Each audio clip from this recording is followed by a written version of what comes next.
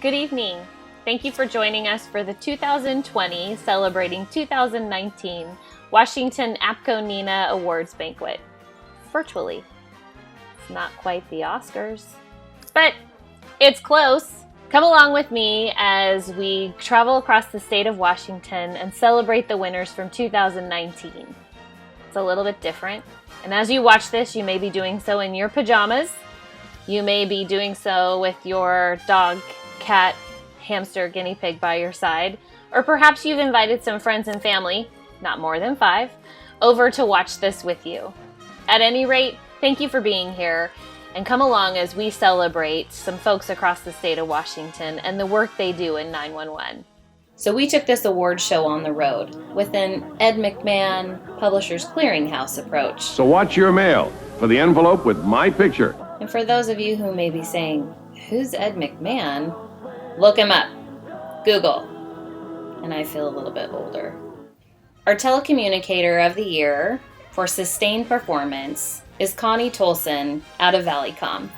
We rolled up to Valleycom to be greeted by Laura Yulin, the director. Laura was clear to let us know that Connie didn't know that she was the winner of the Telecommunicators Sustained Performance Award. Connie came out the door to confetti in her face and several of her peers and coworkers excited to see her surprise as we told her she was the winner. Connie began her call-taking dispatcher career with Valleycom in November of 2000. She's been described to have a personality and to interact with her peers and with management as predictable, personable, and professional. Valleycom has an Exceed Standards category with their annual performance evaluations, where it's been noted for Connie that she has established and has maintained a consistent level of performance.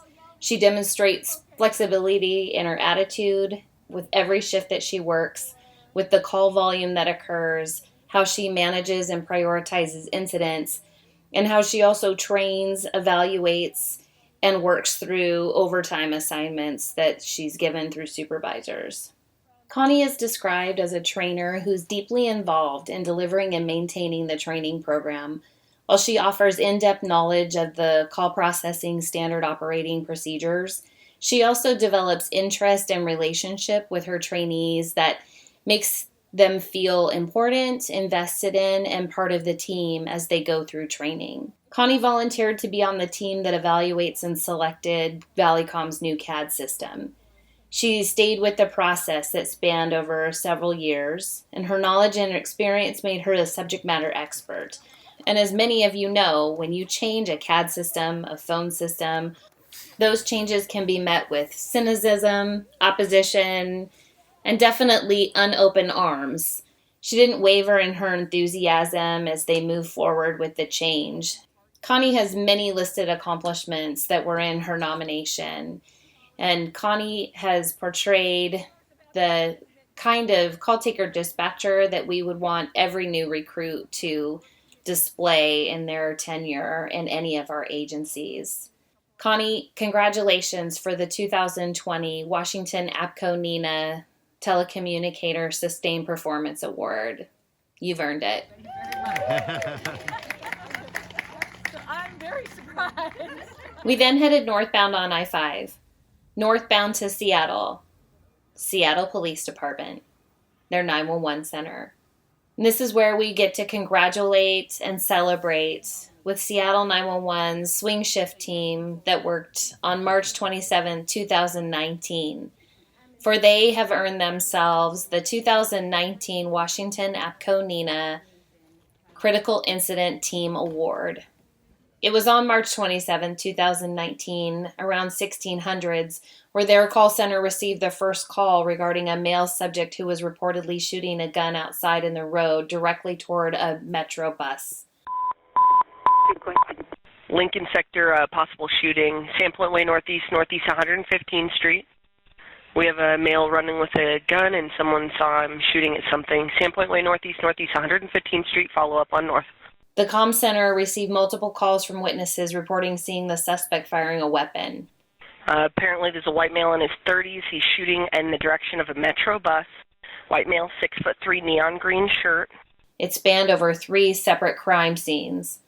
One, where a King Metro County bus driver was shot in the chest with 12 passengers aboard.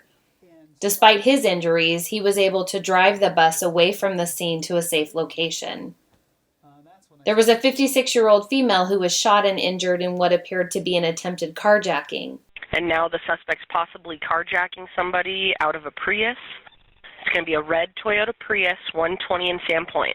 The suspect shot and killed a 76-year-old male during another armed carjacking. While fleeing in that stolen vehicle, the suspect struck another vehicle where he killed a 75-year-old male driver. Copy that. Link 31 has one at gunpoint, facing southbound, arrived from the north on Sandpoint Way Northeast. I'm putting everybody available on this call.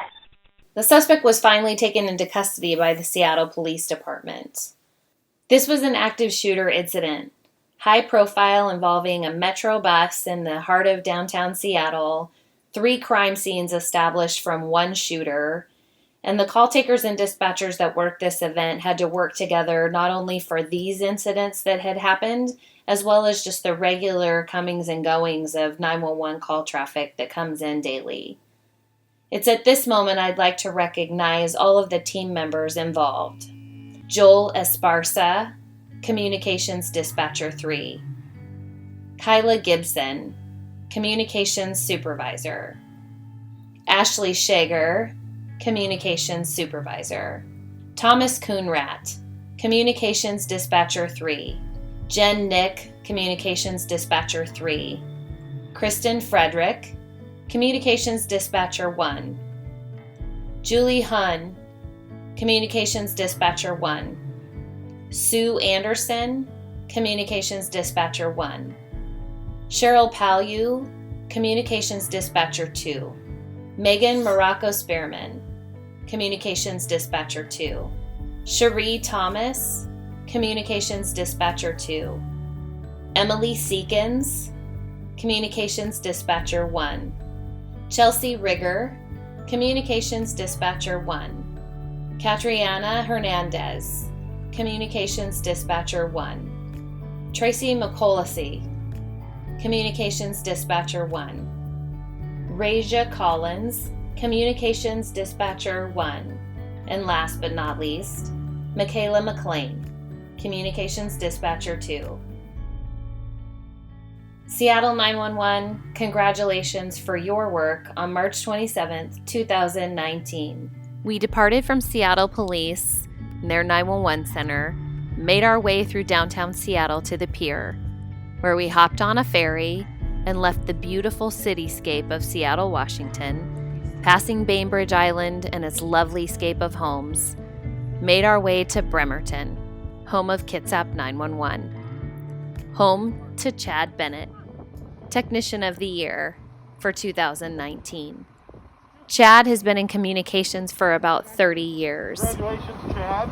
It was noted in Chad's nomination of how well he works with others and how he's highly regarded by his peers and his superiors. I nominated Chad for this award because he's really just an overall fantastic employee. He is a go-getter. He troubleshoots everything. He never says no. It's I can find out or I'll figure it out. He has the initiative to take projects on that like no person I've ever seen. And his end product is always exceptional. He is able to take on the concerns and issues of non-technical personnel and translate that information to the technical department in a clear and concise manner.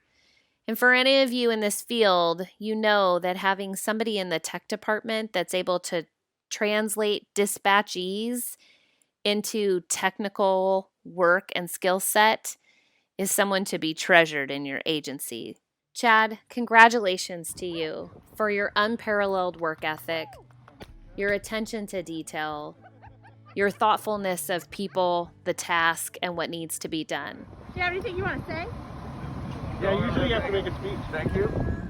Along the Columbia River, through the beautiful fall trees, past a couple wineries, didn't get to stop, we made our way through the Golden of Goldendale in an effort to get to Klickitat 911, where we were to present Pam Schilling with Telecommunicator of the Year for exemplary handling of a critical incident. On May 7th, 2019, Pam received a call from a female who was reporting that her ex-husband was harassing her and sending messages stating that he wanted to hurt himself.